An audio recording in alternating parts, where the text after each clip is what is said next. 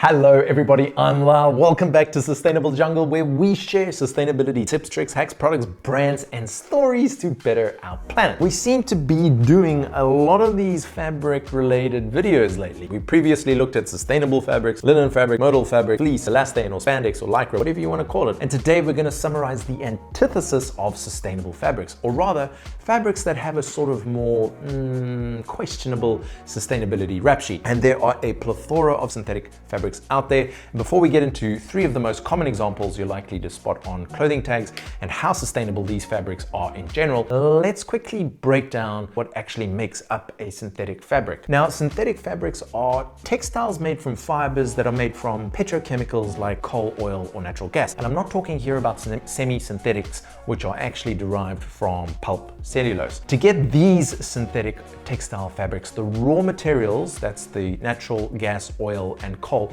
have to first go through a polymerization process to give them their fiber forming properties. Then they go through a spinning process, and there's a few of those: melt, wet, and dry. But essentially it's pushing the polymer through a spinneret or a small plate with many little holes that becomes tiny little filaments.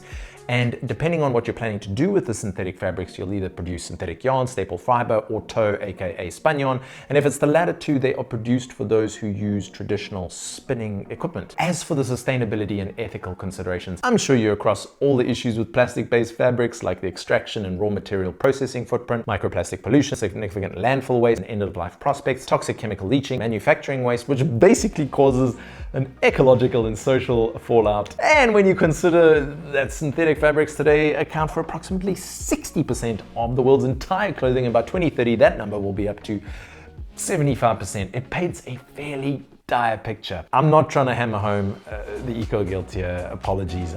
We all own clothing or textiles with synthetic content, but I think having an awareness of its impact to inform our buying decisions is a good thing. And I'll touch on some ideas on how to manage that at the end of the video. Having said all that, it's not all bad news for synthetic fabrics. They have democratized fashion. They've made it more affordable, accessible, and convenient. They're admittedly more effective than natural fabrics for certain use cases like waterproof coats and durable outdoor clothing. They can also be, long lasting, which does reduce their carbon footprint over their lifespan.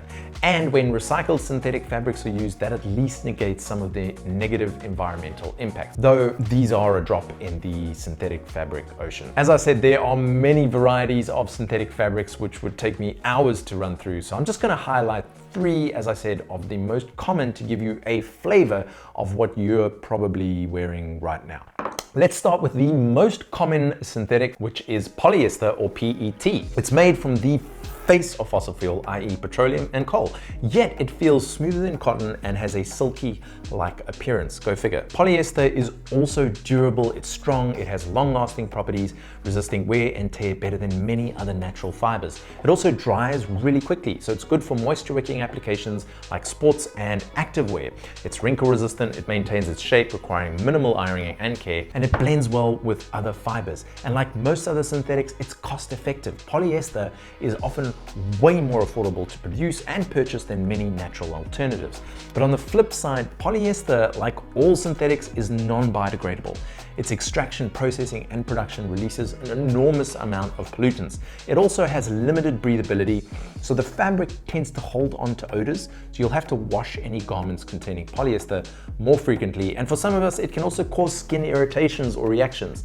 And it's also prone to static, dust, and lint buildup. Okay, let's look at arguably the strongest and most resilient of all common synthetics, nylon. It's also moisture resistant, repelling water, and it dries quickly. This is a raincoat, by the way. So it's also suitable for activewear and outdoor gear. It's lightweight, it comes in a variety of textures and thicknesses, so it's very versatile depending on the use case, and it's resistant to fungi and pests. From an environmental POV though, nylon is particularly nasty because its production is highly energy intensive, and it releases nitrous oxide, which is a very potent greenhouse gas. It's also sensitive to prolonged exposure to UV, so sunlight can really weaken this material over time, and nylon is not breathable, so avoid in hot conditions. And lastly, Let's look at the warmest variety of the three, acrylic, which is often used in winter clothing because of its insulation.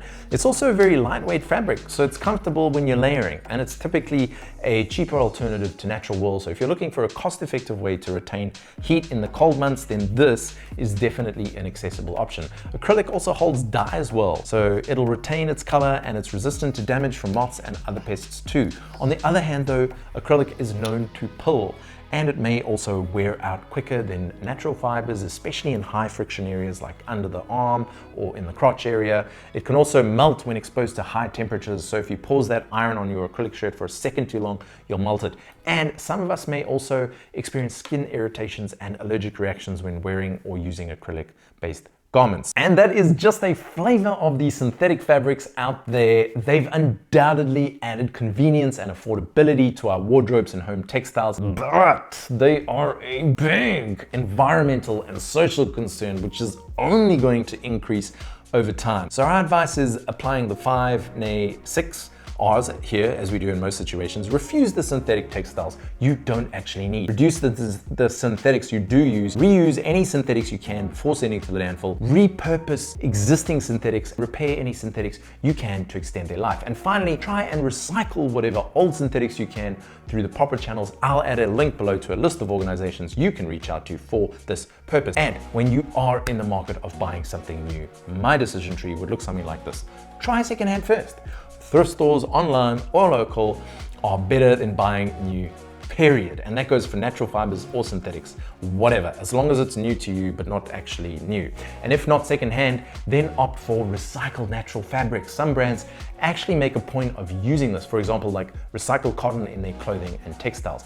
Failing that, then just plain old natural fabrics, obviously organic, ideally, and then finally recycled synthetics like Reprieve and Econol, but definitely avoid buying textiles and clothing made from virgin synthetics if you can. I know it's not always possible and budgets are budgets, so just treat this as progress over perfection. I'll add links to all the resources I mentioned and specific deep dives we've done on most of these fabrics, and let me know if you have any thoughts on how to navigate this in the comments below. I'd love to know what you think. Thank you for watching. Please don't forget to hit the subscribe button, like button, all the buttons if sustainable living is your thing. I'm Lal from Sustainable Jungle. Much love.